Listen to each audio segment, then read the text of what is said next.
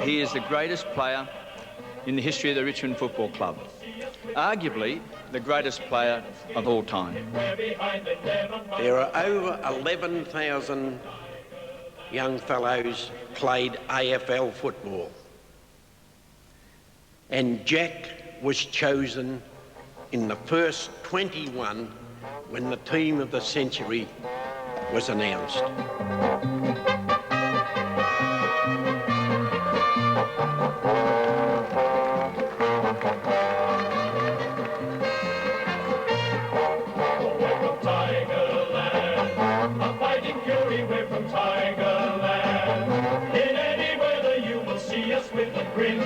Risking head and skin, like where behind the devil man will fight and fight and win. For we're from Tigerland. We led a week into the final Siren's fall. Like the tiger of old, the stronger we grow. For we're from Tigerland. Yeah, we're from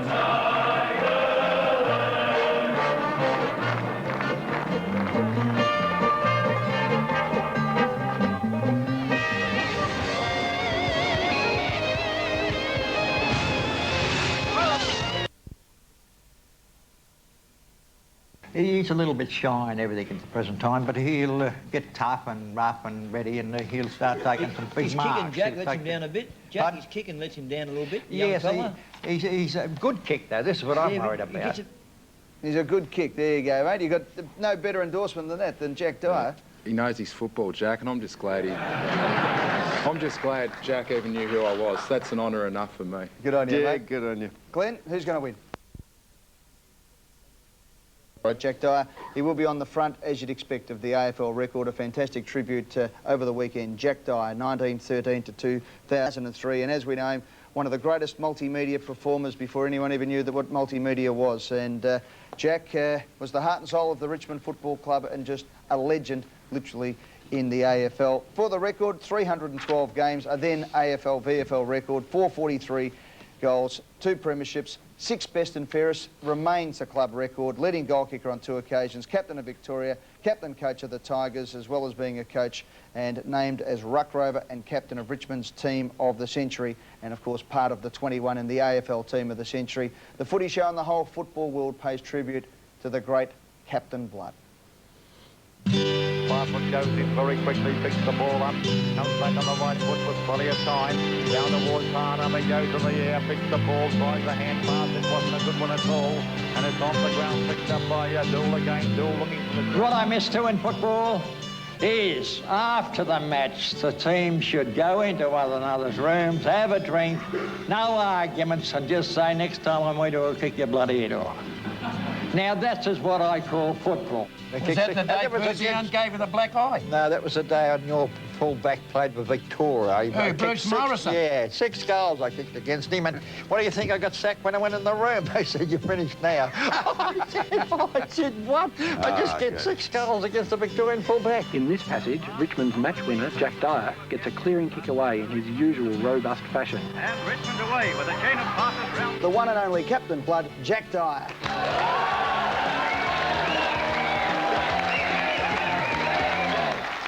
All I want to say, I'm not boasting about it or anything like that, because I love playing football hard. I love the thrill of the game. They're all testing you out on the ground, and you stand up to the test, and I love that. And but this day we're playing Melbourne. I hated Melbourne.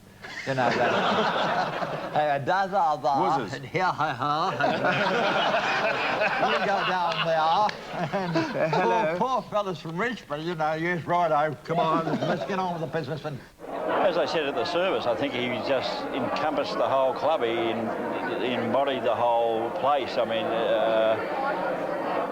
and to this day, I still feel his presence around the place. The old grandstand,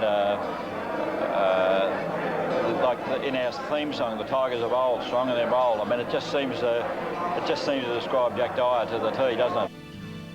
This day, it was a half-back flank of Melbourne. He put young Wilson into the fence, and the other fella sang out down there, that's right, put him in the fence. You know, and I said, I'll put you in the bloody fence.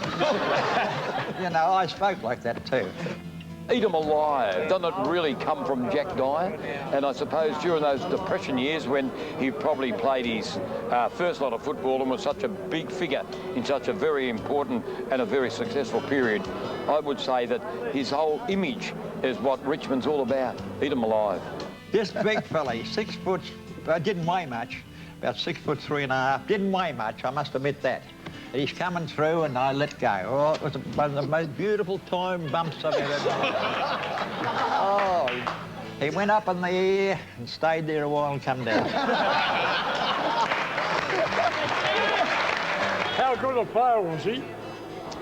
He could do anything that everybody is doing now. He was a beautiful mark. He is the fastest 10-yard runner you'd see, and he's always in position when you want to take them marks.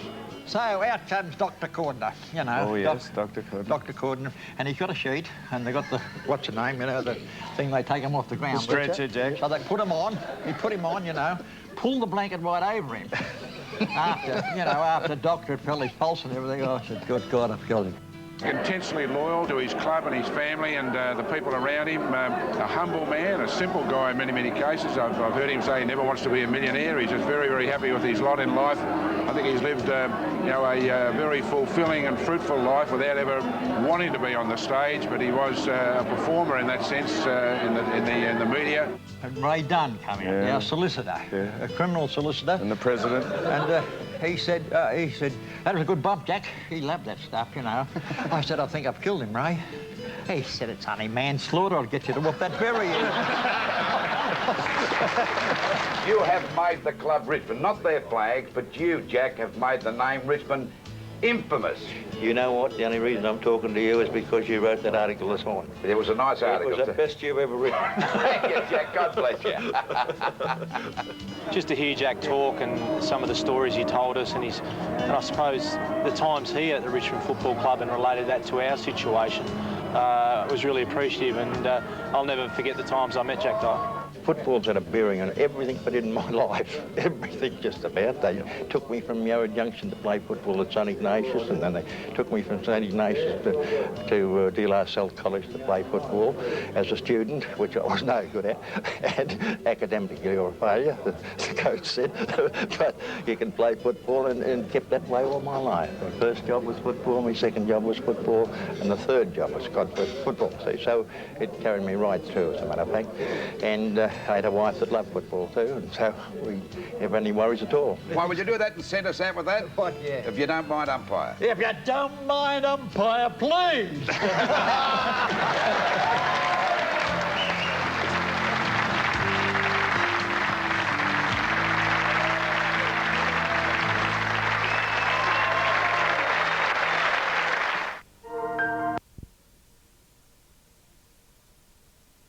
Legend.